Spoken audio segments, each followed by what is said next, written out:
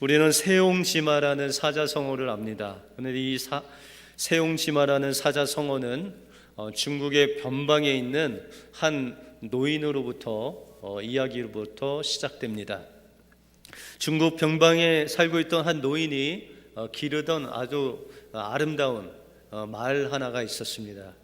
그런데 어느 날 그 말이 집에서 나간 후에 돌아오지 않는 것입니다. 그래서 동네 사람들이 그 노인의 재산 중에 가장 좋은 그 말이 도망갔음으로 인해서 위로를 하려고 그 노인에게 와서 위로의 말을 합니다. 그때 이 노인은 그들의 위로 속에서 말하기를 이것이 도리어 내게 복이 될지 어찌 알겠소 라고 하면서 담담하게 이웃 사람들의 위로 속에 이런 이야기를 합니다. 며칠 후에 그 도망한 말이 줌마, 세상에서 몇 마리 없는 그 줌마와 짝을 지어서 되돌아오게 됩니다. 그래서 동네 사람들이 기뻐하면서 부자가 되었다고 축하하러 동네 사람들이 다 몰려왔습니다. 그랬더니 노인이 오히려 그들에게 이야기하기를 이것이 내게 화가 될지 어찌 알겠소 라고 그렇게 이야기하는 것입니다. 얼마 후에 그 아들이 도망한 말과 함께 짝지어온 그 줌마를 타고 달리는데 갑자기 그 줌마가 뛰는 바람에 그 아들이 그 말에서 떨어져서 다리를 다쳤습니다. 다리가 부러져서 걸을 수가 없게 되었습니다. 이제 동네 사람들이 또 아들이 다쳤다는 소리를 듣고 와서 그 노인을 위로하기 위해서 위로했습니다. 얼마나 낙심이 많냐고. 그랬더니 그 노인이 또 하는 말이 이것이 내게 복이 될 줄 어떻게 알겠소 라고 그런 또 심오한 이야기를 합니다. 그리고 얼마 후에 이 나라에 전쟁이 일어납니다. 그리고 이 마을에 있는 청년들이 다 군대에 소집해서 들어가서 그 전쟁 중에 대부분 죽는데 이 아들은 다리를 다쳐서 전쟁에 소집을 가지 않습니다. 그리고 그 아들이 살아났다는 그런 이야기입니다. 여러분들, 세옹지마라는 것은 이와 같이 우리의 삶 속에서 때로는 화도 있고 때로는 복도 있고 우리의 삶이 변화무쌍하다는 것을 표현하는 그런 사자성어입니다. 그런데 사람들은 이 세옹지마의 이야기를 들으면서 이것은 그의 운명이었다, 아니면 우연히 그 말이 온 거고 우연히 그가 말에서 떨어졌다, 이런 우연이나 아니면 운명을 이야기합니다. 그러나 성경은 우리 믿는 자들에게 우연이라는 단어는 없다고 말씀하시면서 우리 믿는 자들에게는 오직 하나님의 섭리 가운데 우리가 살고 있다라고 말씀하고 있습니다. 그러므로 우리의 삶이 어렵고 힘들어도 낙심치 않고, 또한 우리의 삶이 뭔가 좀 잘 된다고 해도 교만하지 않은 것은 모든 일이 바로 하나님의 섭리 안에서 여러분들 잘 되게 하시려는 하나님의 그 섭리가 있다는 것을 우리가 깨달을 때 우리는 모든 삶을 통해서 하나님 앞에 감사할 수 있고, 모든 우리의 삶이 주님 안에 그 섭리 안에 있을 때 그것이 슬픈 일이든 기쁜 일이든 그것은 모두 하나님께서 형통한 길로 우리를 인도하시는 과정이라는 것을 우리가 믿을 때 우리의 삶을 온전히 하나님 안에서 형통하게 인도해 주실 줄 믿습니다. 이 행복이 여러분들 삶 속에 임하시길 주님의 이름으로 축원드립니다. 오늘 본문을 통해서 하나님의 섭리를 믿는 신앙은 무엇이고 또 우리의 인생을 향해 쓴 하나님의 섭리가 무엇인지 오늘 본문을 통해서 살펴보겠습니다. 먼저 하나님의 섭리를 믿는 신앙은 우리 모든 삶이 우연이 아닌 하나님의 인도하시는 것이라는 것을 인정하는 삶입니다.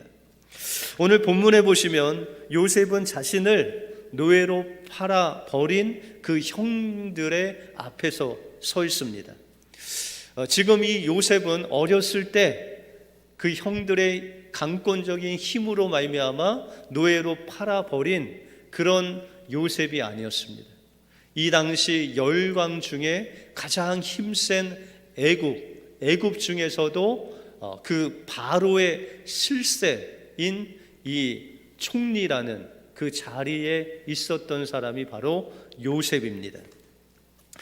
3절에 보시면 요셉이 그 형들에게 이르되 나는 요셉이라 내 아버지께서 아직 살아 계시니까 형들이 그 앞에서 놀라서 능히 대답하지 못하는지라 라고 말씀하고 있습니다. 지금 요셉의 형들은 식물을 조금이라도 얻기 위해서 생명을 유지하기 위해서 애굽으로 왔고 그 애굽의 실세인 총리 앞에 지금 무릎을 꿇고 머리를 조아리고 있습니다. 그런데 이 요셉을 통해서 충격적인 말을 듣는데 그 바로의 실세, 애굽의 실세가 바로 자신들이 팔아버린 11번째 동생인 요셉이라는 것을 알게 되었다는 것입니다. 그때 이 요셉의 형들의 마음은 어땠을까요? 여러분들 5절에 보시면 당신들이 나를 이곳에 팔았으므로 근심하지 마소서, 한탄하지 마소서라고 그렇게 이야기를 하고 있습니다. 여러분들 이 요셉이 형들이 요셉을 만났을 때의 그 마음, 근심하고 막 한탄하고 야 네가 그렇게 요셉을 팔지 않았더라면 우리가 살 수 있을 텐데 라고 하면서 서로 원망된 그런 마음을 품는 그 형들의 마음을 요셉의 말을 통해서 우리에게 주고 있다는 것입니다. 그런데 여러분들 요셉은 이쯤 되면 형들에게 어떻게 대할까요? 여러분들이 만약에 형들이 그렇게 해코지를 해서 노예로 팔려가서 그 수십 년 동안 고생하다가 이제 잘 됐는데 형들이 나타났어요. 그러면 어떻게 하실 것 같아요? 저 같으면 그냥 원수를 이때다 하고 갚아야 되죠. 그런데 이 요셉은 그렇지 않았다는 거예요. 오늘 본문에 보시면 요셉은 오히려 형들이 이 요셉이 보복할까봐 근심하며 막 그 마음을 졸이고 있는 그들에게 오히려 안심을 시키면서 그는 고백하기를 이곳으로 인도하신 분은 여러분들이 아니라 여러분들이 나를 팔아서가 아니라 하나님께서 여러분들의 생명을 살리기 위해서 나를 이곳으로 인도하셨다고 모든 그 영광, 모든 주권을 하나님께 돌리고 있다는 것입니다. 오늘 7절에 보시면 하나님이 큰 구원으로 당신들의 생명을 보존하고 당신들의 후손을 세상에 두시려고 나를 당신들 앞에 보내셨나이다 라고 고백하고 있다는 것입니다. 여러분들 요셉은 이 짧은 구절 한 두세 구절에 그 주어를 자신이 아니고 형들이 아닌 하나님을 주어로 말하고 있다는 거예요. 하나님께서 형들이 그 노예에게 나를 파는 것을 허락하셨고 하나님께서 이 애굽 땅으로 나를 인도하셨고 하나님께서 여러분들의 생명을 살리시기 위해서 나를 이곳에 보내셨다. 나의 인생의 주관자 되시는 분은 당신들이 아니고 나도 아니고 온전히 하나님의 손에 우리의 인생이 달려있다는 것을 고백하고 있다는 것입니다. 때때로 우리가 살다 보면 여기에 앉아있는 이 모습이 우리가 어쩌다가 어떻게 하다 보니까 여기까지 왔습니다. 어떻게 하다 보니까 우연히 이민을 왔고 어떻게 이민생활 어렵게 그냥 살다 보니 우연히 여기까지 왔습니다 라고 고백할 수가 있습니다. 그런데 여러분들의 인생은 우연히 여기에 온 것이 아니라 여러분들의 인생을 여기까지 인도하신 분이 있는데 그분이 바로 하나님 아버지시라는 거예요. 여러분들이 여기 앉아있기까지 여러분들의 숱한 인생의 길이 있었음에도 불구하고 그 인생 그 굽이 하나님께서 여러분들의 인생을 인도하셔서 여기에 앉혀 주신 분이 바로 하나님 우리 아버지시라는 거예요. 그래서 구약의 잠언서에 보시면 사람이 마음으로 자기의 길을 계획할지라도 우리의 걸음을 인도하시는 이는 여호와시니라 라고 분명히 말씀하고 있습니다. 여러분들이 이민을 계획하시고 여러분들이 이민을 준비했지만 그 길을 인도하신 분이 있는데 그분이 여호와 하나님이시라는 거예요. 하나님이 아니셨으면 이곳까지 우리가 올 수 없다는 것입니다. 때때로 성도님들에게 이민을 어떻게 오셨습니까? 라고 물으면 거의 70-80%는 자녀들 교육 때문에 왔습니다 라고 말씀하십니다. 그리고 어떤 분은 남편이 가자고 하니까 그냥 남편의 손에 끌려서 왔습니다. 어떤 분은 아내가 미국에 꿈을 품고 가자고 하니까 아내 손에 이끌려서 제가 이곳에 왔습니다 하는 분도 보았습니다. 그런데 우리의 인생을 되돌아보면 이곳으로 이민 오게 하신 분이 바로 하나님이시라는 거예요. 그리고 많은 분들이 말씀하시기를 목사님 제가 미국까지 이민 안 왔으면 교회 안 다녔을 겁니다. 저 한국에 교회를 안 다녔어요. 그런데 이민 와서 외롭고 또한 사람들 보고 싶어서 음식 먹고 싶어서 교회로 왔는데 여러분들 이 교회 와서 주님 만났습니다.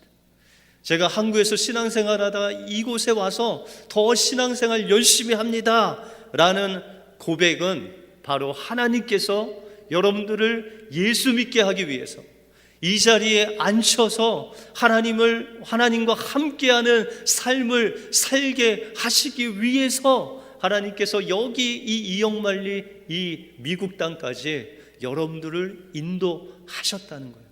그래서 여러분들 이민 와서 예수님 만나셨으면 여러분들의 인생의 전부를 여러분들은 소유하신 거예요.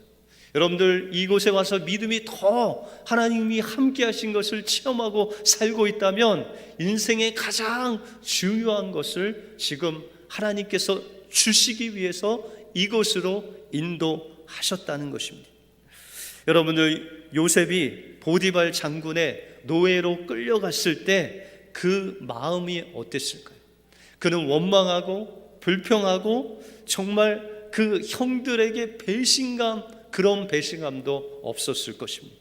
그런데도 신기하게 성경에 보시면은 이 요셉이 노예로 살고 있었던 그 보디발 장군 집 안에 있는 보디발을 비롯하여 모든 사람들이 요셉을 볼 때 요셉과 하나님이 함께 하셨다는 것을 눈으로 보았다 라고 말씀하십니다.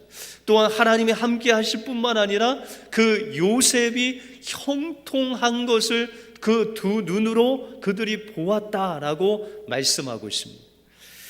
창세기 39장 2절 이하에 보시면 여호와께서 요셉과 함께 하심으로 그가 형통한 자가 되어 그 주인 애굽 사람의 집에 있으니 그 주인이 여호와께서 그와 함께 하심을 보며 또 여호와께서 그의 범사에 형통케 하심을 보았더라라고 말씀하고 있습니다. 여러분들 요셉이 노예로 끌려왔어요. 형들에게 버림받아서 그 애굽으로 노예로 끌려와서 종으로서 보디발 장군에서 정말 아침부터 저녁까지 일하고 있는데 여러분들 요셉을 보니까 원망과 불평과 정말 저 인생이 불쌍하다라고 사람들이 본 것이 아니라 아니 저 노예 요셉과 함께 하나님이 계신 것이 눈에 보인 거예요. 쟤는 범사가 어떤 일이라도 해도 하나님께서 형통케 하시네 이것을 눈으로 보았다는 것입니다. 여러분들 요셉이 보디발 집에서 살 때 그가 형통한 삶을 살았다고 그것을 느끼면서 살았을까요? 아니면 하나님께서 이곳에 보낸 것이 나를 장차 애굽 땅의 바로의 국무총리로 세울 것이다 라는 것을 그 노예 생활을 하면서 알았을까요? 아닙니다. 성경에 보면 요셉은 애굽의 국무총리가 될 것을 이때는 알지 못했어요. 다시 말해서 그가 하나님의 섭리, 하나님의 목적, 하나님께서 왜 이곳에 보내셨는지, 왜 내가 노예로 살아가는지 그 하나님의 목적을 알 수 없었다는 거예요. 그런데 우리가 한 가지 알 수 있었던 것은 요셉은 그럼에도 불구하고 그는 하나님 앞에서 죄를 범하지 않고 하나님 앞에 정직하게 살려고 살았다는 거예요. 이것을 우리가 라틴어로 코람데오, 하나님 앞에서 그가 살았다는 거예요. 요셉은 하나님께서 이곳에 인도하신 그 목적을 알 수 없었어요.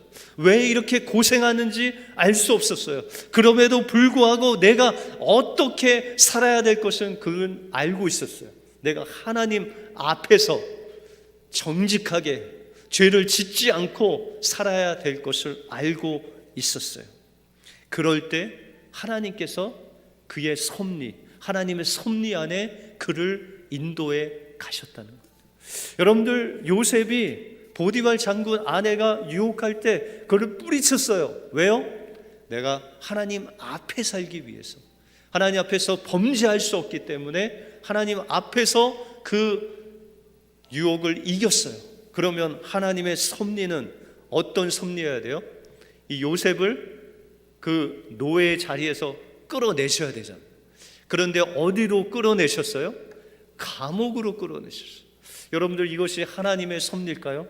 세상 말로 엎친 데 겹친 격이죠.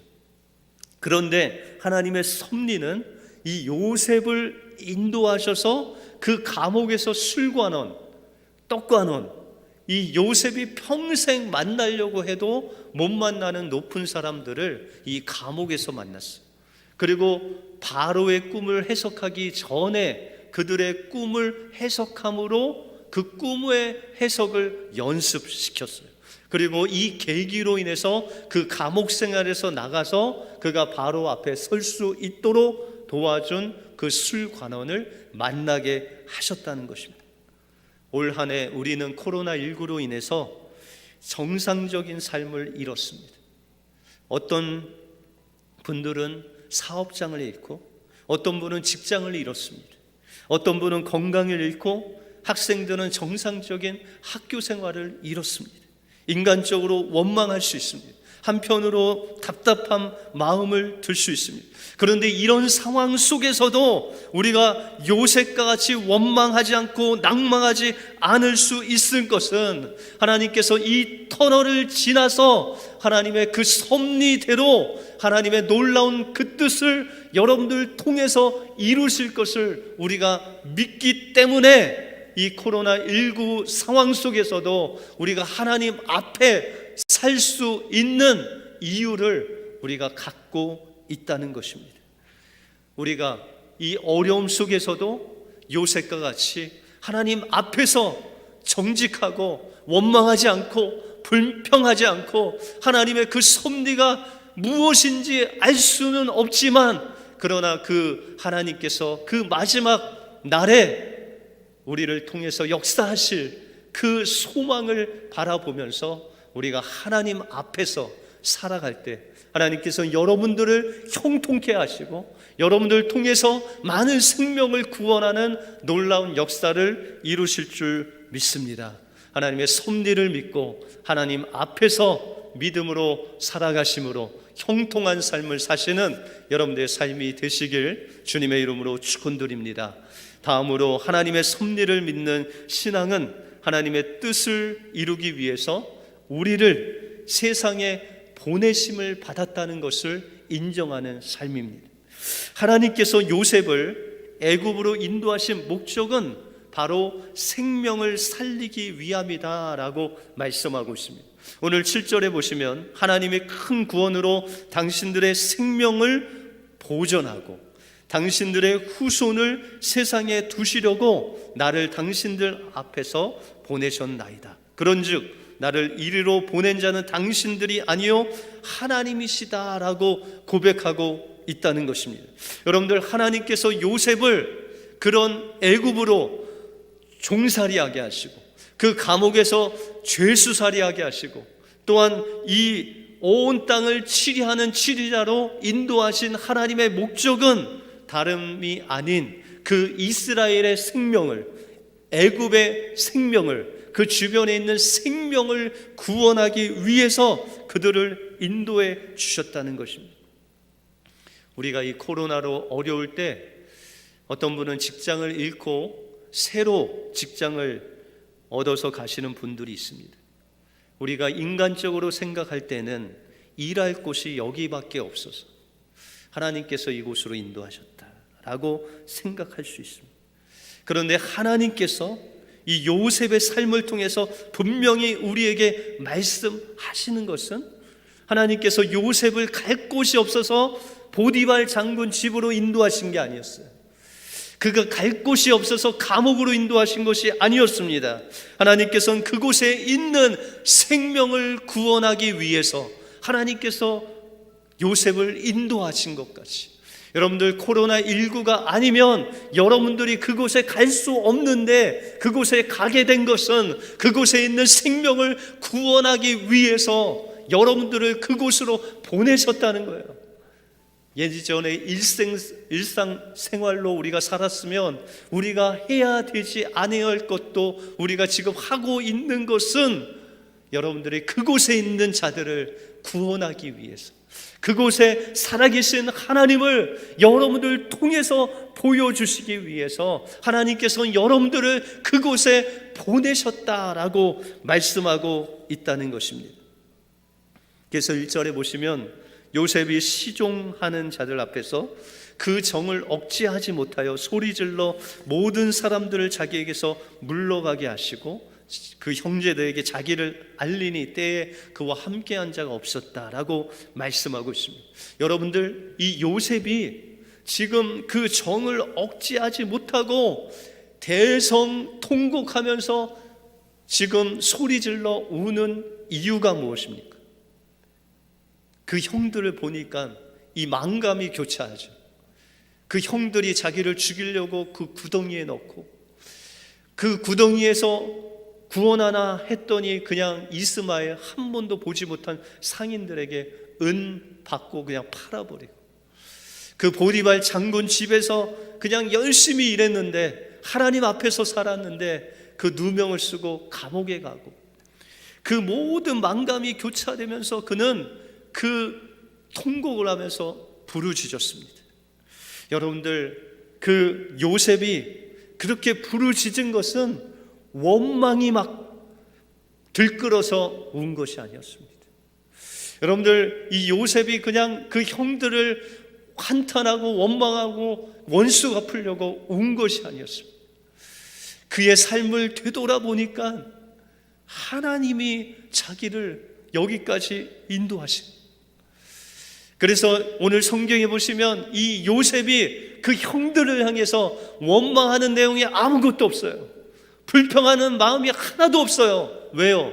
그 불평과 원망의 마음들을 하나님께서 여기까지 인도하셨다는 그 놀라운 하나님의 섭리를 깨달았을 때 그는 나의 모든 것이 하나님께서 하셨다라고 고백하기 때문에 자신의 그 모든 감정, 모든 것들이 주님의 앞에서 다 용서가 되고 하나님의 그 살아계심을 그 형들에게 선포하면서, 하나님께서 나를 여기까지 인도하신 것은 당신들이 인도한 것이 아니라 하나님께서 당신의 생명을 살리려고 나를 인도하셨다. 나의 주인은 여러분들이 아니라, 환경이 아니라 오직 하나님 한 분이라는 것을 고백하고 있다는 것입니다. 찬송가를 무려 9,000개나 만드신, 9,000개 이상을 만드신 페니 크로스비 여사가 있습니다. 그는 1820년에 미국 뉴욕주의 작은 마을 푸트남에서 태어났습니다. 그런데 그가 태어나고 6주가 되던 때에 눈에 이상이 있어서 의사를 찾아갔는데 너무 가난하니까 싼 의사한테 간다고 간 곳이 돌팔이 의사에게 갔어. 그 눈에다 무엇을 넣었는데 이제 영영 볼 수 없는 시각 장애인으로 만들어 버렸어. 그런데 그가 크로스비 여사의 집은 가난했기 때문에 그걸 치료하지 못하고 그냥 시각 장애인이 됐습니다. 그리고 그의 인생 속에 아버지가 그가 1살 때 돌아가시고 그가 11살 때 그를 가장 사랑했던 할머니를 잃어버리게 됩니다. 그럼에도 불구하고 하나님께서 그에게 정말 귀한 은사를 주셔서 그가 시를 쓰기 시작했고 38살에 아주 유명한 시인이 됩니다. 그는 1858년에 자신의 그 삶을 깊이 이해하고 사랑하던 시각 장애인 교수인 벤 엘스틴과 결혼을 하고 그 다음에 아이를 낳습니다. 그런데 불행하게도 그 아이가 1년이 넘지 못해서 죽게 됩니다. 그래서 이웃 사람들이 그를 위로하고 또한 찾아왔지만 그것으로는 위안이 될 수 없었습니다. 한참 후에 그는 고백하기를 하나님은 우리들에게 아이를 주셨습니다. 그러나 천사들이 내려와서 우리의 아기를 데리고 하늘나라로 갔습니다. 그리고 우리의 아기를 하나님과 그분의 왕자에 맡겼습니다 라고 고백하면서 신앙으로 이 슬픔을 극복합니다. 그리고 이 아이에 대한 슬픔을 극복한 이후에 본격적으로 하나님께서 주시는 영감을 가지고 그 찬송시 9,000개가 넘는 찬송시를 이제 집필하게 됩니다. 어느 날 부흥의 집회를 참석했는데 목사님이 크로스비 여사에게 동정하며 이렇게 말합니다. 당신은 창조주 하나님께서 그렇게도 많은 선물을 주셨는데 세상을 볼 수 있는 시각을 선물로 주시지 않는 것이 참으로 유감스럽습니다 라는 말을 했습니다. 크로스비 여사는 즉시 이렇게 대답합니다. 목사님, 저는 다시 태어나도 하나님께서 나를 맹인으로 시각 장애인으로 태어나게 해달라고 기도했을 것입니다 라고 그렇게 말을 합니다. 그래서 목사님이 놀라서 어떻게 그럴 수 있냐고 물었더니 왜냐하면 내가 천국에 이르렀을 때 내 눈이 제일 먼저 보고 좋아할 수 있는 얼굴이 나의 주님의 얼굴이기 때문입니다 라고 고백을 합니다. 그리고 그가 마지막으로 자신의 삶을 되돌아보면서 이렇게 고백을 합니다. 나는 지금까지 90평생을 살아오면서 한순간도 어느 사람에 대한 원한이나 분노를 품은 일이 없습니다. 왜냐하면 나는 좋으신 하나님과 그분의 무한하신 자비를 항상 믿어왔기 때문입니다. 그분은 나를 세상에서 구별하셨고 또한 그분의 일을 하게 하셨습니다. 나에게 베푸신 그 많은 축복을 기억할 때 내가 어떻게 감히 불평을 할 수 있단 말입니까? 라고 하면서 그는 92번째 맞는 생일 때 사람들에게 이런 대화를 했다고 합니다. 이 세상에 나보다 행복한 사람이 있으면 내게 데려오십시오. 그 사람과 저는 악수하고 싶습니다 라는 고백을 했다고 합니다. 여러분들, 크로스비 여사의 행복은 어디에 있었습니까? 바로 하나님께 있었습니다. 하나님이 계시면 그보다 행복한 것이 없다는 것입니다.